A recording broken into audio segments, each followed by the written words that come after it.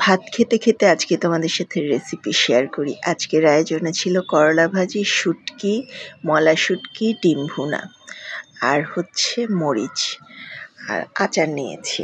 তো আজকে তোমাদের সাথে আমি মলা শুটকির রেসিপিটা শেয়ার করব। ঝাল ঝাল ইয়ামি মুখে জল ঝরানো, জিভে জল আনা, মাউথ ওয়াটারিং একটা শুটকি রেসিপি। যারা যারা আমার মতো শুটকি লাভার আছো, মন দিয়ে রেসিপিটা দেখো, লাইক কমেন্ট করো। রেসিপি ভালো লাগলে শেয়ার করতে ভুলো না। চলো তোমাদের সাথে রেসিপিটা আমি শুরু করি। সেই মজা কিন্তু। প্রথমে তেল গরম করে নিয়েছি। তার আগে মলা শুটকিগুলো মাথা ফেলে দিয়ে ভালো করে গরম পানিতে 8-10 বার ধুয়েছি।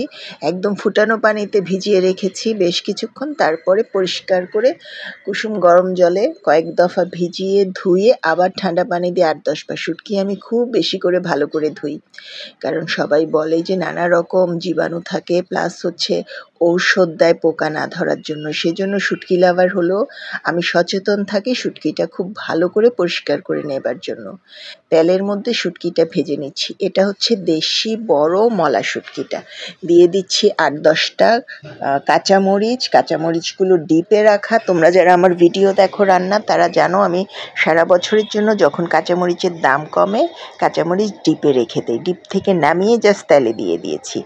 তেলের মধ্যে ভাজার আরেকটা রিজন হচ্ছে, যতই ঝাল, এই মরিচটা সাংঘাতিক ঝাল, একটু তেলে ভেজে নিলে ঝালটা একটু কমে আসে। দিচ্ছি রসুন কুচি।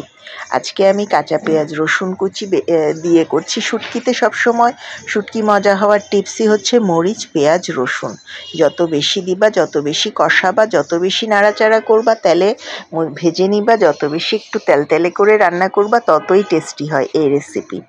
তো আমার রেসিপি যারা নিয়মিত দেখো তারা জানো যে আমি ভীষণ রকমের শুটকি লাভার। বিশ্বাস করো, আমাকে একটু শুটকির ঝাল ঝাল চচ্চড়ি দিলে আর কিছুই লাগে না।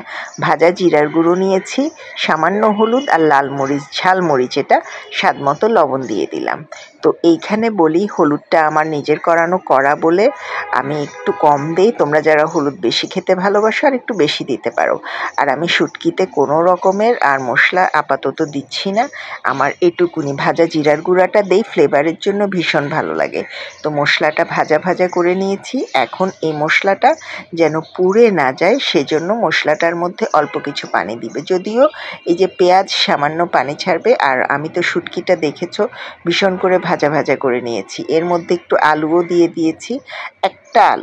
একটা বড় আলু এরকম লম্বা লম্বা করে, আমার ভিডিওটা স্কিপ হয়ে গেছে, মাঝখানে যে আলুটা দিয়েছি সেটা ভিডিও করতে ভুলে গেছি। একটাই আলু, একটু মোটা মোটা করে দানা দানা, মানে মোটা করে আলু দেখতেই পাচ্ছ, লম্বাটে করে কেটেছি। এবং ভীষণ ঝাল, ভীষণ ঝাল, ভীষণ মজা। মানে এই রেসিপি দিয়ে তুমি যদি অনেক দিন ভাত খেতে পারো না, অসুস্থ, মুখে রুচি নেই, একদম গ্যারেন্টি এই রেসিপি দিয়ে অনেকগুলো ভাত খেতে পারবে। তো এই পানিটা দিলাম আলুটা সিদ্ধ হয়ে যাওয়ার জন্য, মশলাটা ভালো করে কষানোর জন্য। আমার শুটকিটা কিন্তু একদম পানি থাকবে না, একদম পানি শূন্যভাবে এই রেসিপিটা হবে।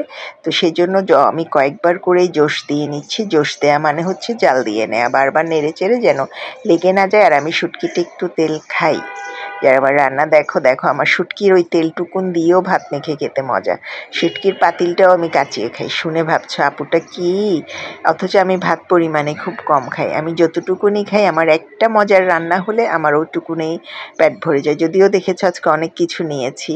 শুটকি ছিল বলে ডিমটা ভুনা করা হয়েছে। আজকে সেরকম আহামরি কোনো রেসিপি আমাদের নাই। আজকে করলা ভাজি, শুটকি, ডিম ভুনা, এগুলাই, এবং এগুলাই মজাদার। বাঙালির জন্য এর চেয়ে মজাদার খাবার তো আর হয় না। হয়ে গেছে। আমি কিন্তু 2 দফা পানি দিয়ে কষিয়ে তেল একদম শুকিয়ে ভুনা করে নিয়েছি। রেসিপি ভালো লাগলে আমার ইউটিউব চ্যানেল হেসেলের রাখখান সাবস্ক্রাইব করতে ভুলবে না।